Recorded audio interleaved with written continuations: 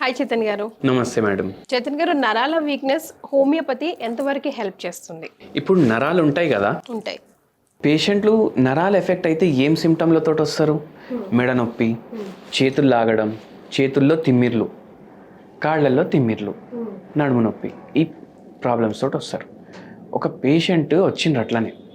ఆ పేషెంట్కి 35 ఏండ్ల నుంచి సియాటికా ప్రాబ్లం ఉంది. సో జనరల్గా ఏ కేటగిరీ పేషెంట్స్ వస్తారండి దీనికి? ఎందుకు ఇప్పుడు నరాల వీక్నెస్ అంటే 50+ ఓకే పర్వాలేదు అనుకోవచ్చా? 50+ అని మీరు అనుకుంటున్నారు కదా. ఇప్పుడు లాస్ట్ మంత్ నా దగ్గర ఈ స్విగ్గీ, జొమాటో, ర్యాపిడో బండ్లు నడుపుతారు కదా, 20 years to 30 years మధ్యలో ఎక్కువ పిల్లలు ఉంటారు, చిన్న వాళ్ళు ఉంటారు. 10 మంది వచ్చిండ్రు. ఎట్లొచ్చిండ్రు అంటే వీళ్ళు ఫుల్ డే బండి నడుపుతారు. ఫుల్ డే ఇంతసేపు బండి నడుపుతారంటే వాళ్ళ నడుములో ప్రాబ్లమ్స్ అవుతాయి. నడుములో ప్రాబ్లమ్స్ అయిన తర్వాత వాళ్ళకు, ఎందుకంటే ఫుల్ డే 100 kilometers 200 kilometers సిటీలో నడుపుతారు, అన్ని గుంతలు గింతలు అన్నీ ఉంటాయి, రోడ్లు చక్కగా ఉండవు. వీళ్ళు పోతారు, అది పార్సల్ తీసుకున్నాక వానికి డెలివరీ టైంకి ఇవ్వకపోతే వాడు మళ్ళీ కంప్లైంట్ ఇస్తాడు. కానీ చేతన్ గారు, మనది ఫార్మర్ బేస్డ్ కంట్రీ కదా, రైతు బాధ్యత తీసుకున్న India is like farmer based country కదా. అప్పుడు ఎంత కష్టం చేసేవారు, అప్పుడు ఇంత ఉండేది కాదు. Like I said 50 years plus వాళ్ళకి, కానీ ఇప్పుడు మీరు చెప్పిన 20-30 yearsకే వచ్చేస్తుంది. అవును, ఎందుకంటే పొల్యూషన్ అట్లా పెరిగింది, పొల్యూషన్ పెరిగింది. మళ్ళీ మీరు ఫార్మర్ బేస్డ్ కంట్రీ అంటున్నారు కదా. ఇప్పుడు నా దగ్గర చాలా పేషెంట్లు నరాల బలహీనతకి ఎవరైతే ట్రీట్మెంట్ తీసుకుంటారు కదా, చాలామంది ఫార్మర్లు కూడా ఉన్నారు. ఎందుకున్నారు తెలుసా మీకు? 1960s కన్నా ముందు రైతులు ఉంటుండే కదా, ఫార్మర్లు, వీళ్ళందరికీ పెస్టిసైడ్ యూజ్ లేకుండే, జనాభా తక్కువ ఉండే, మనకు ఎంత ఫుడ్ కావాలి అది కూడా లిమిటెడ్, మనం ఇనఫ్ ఉంటుండే మన దేశంలో మ్యానుఫ్యాక్చరింగ్ అయ్యేది.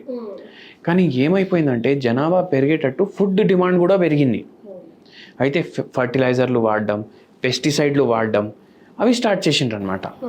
అవి వాడడం స్టార్ట్ చేసిన తర్వాత ఏమవుతుంది, ఎంత మాస్క్ పెట్టుకున్నా సరే అది ఇన్హేలేషన్ ఉంటుంది. తింటారు కదా వాళ్ళు కూడా, అదే కదా తినాలి, ఇంకా వాళ్ళు పండించిందే కదా. అట్లా వాళ్ళకి డైరెక్ట్ కొట్టేటప్పుడే వాళ్ళకు ఇన్హేల్ చేసుకుంటారు కదా, ఇంకెక్కువ ఎఫెక్ట్ అవుతుంది, ఎక్కువ ఎఫెక్ట్ అవుతుంది.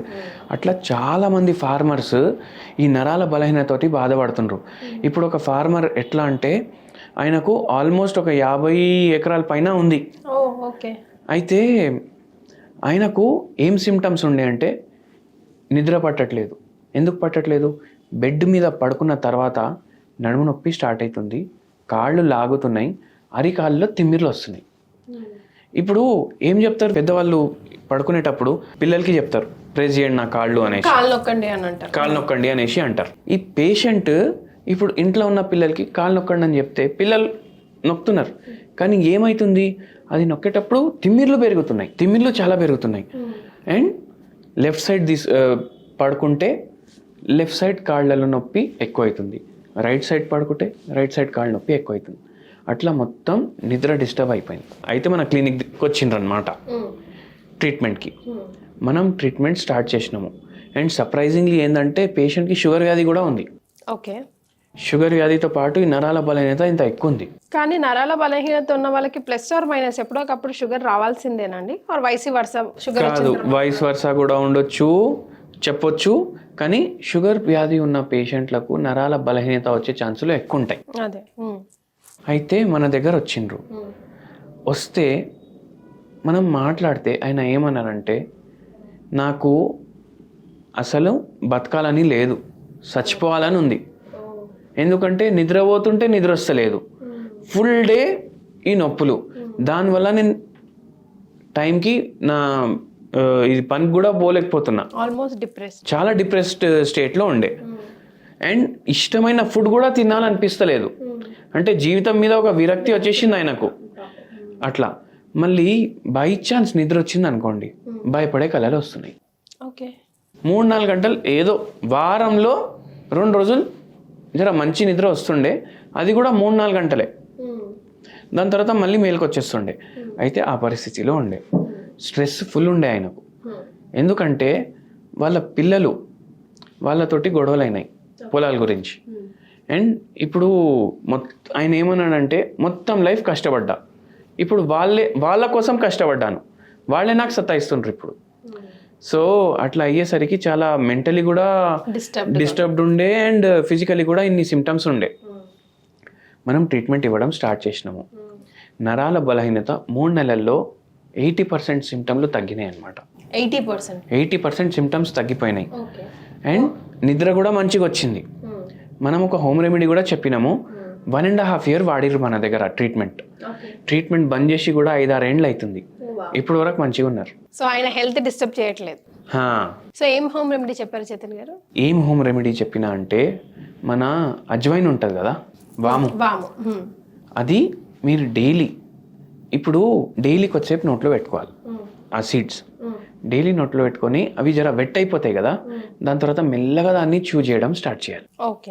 మెల్లగా జ్యూసెస్ లోపలికి పోతాయి. ఎందుకు అంటే ఇది ఆక్సిడేటివ్ స్ట్రెస్ తగ్గిస్తుంది బాడీలో. యాంటీ ఆక్సిడెంట్ రిచ్ ఉంటుంది. డైజెస్టివ్ సిస్టమ్ ప్రాబ్లమ్స్ ఏమైనా ఉన్నాయి అంటే, ఇప్పుడు ఇంత నిద్ర డిస్టర్బ్డ్ ఉండే కాబట్టి ఆ పేషెంట్కి గట్ హెల్త్ ప్రాబ్లమ్స్ కూడా ఉండే, అవి కూడా సెట్ చేస్తుంది. మళ్ళీ దాని తర్వాత నరాలు ఆక్సిడేటివ్ స్ట్రెస్ వల్ల డ్యామేజ్ అవుతాయి కదా, ఆ డ్యామేజ్ అవ్వకుండా చూసుకుంటుంది అనమాట. మన మందు ఏమో రిపేర్ చేయడం పని చేస్తుంది. హోమియోపతియే వేడి అంటారు, ఇంకా అజ్వైన్ వేడి కాదా చైతన్య గారు? వేడి ఏది ఉండదు. పేషెంట్ని బట్టి మనం మెడిసిన్ ఇస్తాం. పేషెంట్ మిమ్మల్ని అప్రోచ్ అయినప్పుడు మీరు అది కూడా అడుగుతారు కదా?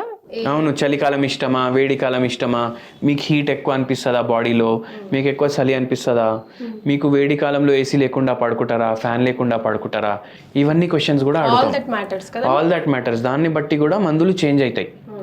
సో ఈ పేషెంట్కి దేవుని దయతోటి మంచిగా రికవర్ అయిపోయినరు. ఇటు హోమియోపతి, హోమ్ రెమెడీ రెండు పనిచేసి ఆల్మోస్ట్ 3 monthsలో 80% రికవర్ అయిపోయింది. సిమ్టమ్స్ రికవర్ అయినాయి. కానీ ఏమవుతుందంటే ఒక్కొక్కసారి మ్యాక్సిమం రిలీఫ్ మనకు 3-4 నెలల్లో వచ్చేస్తుంది, కొద్దిగా మిగులుతుంది.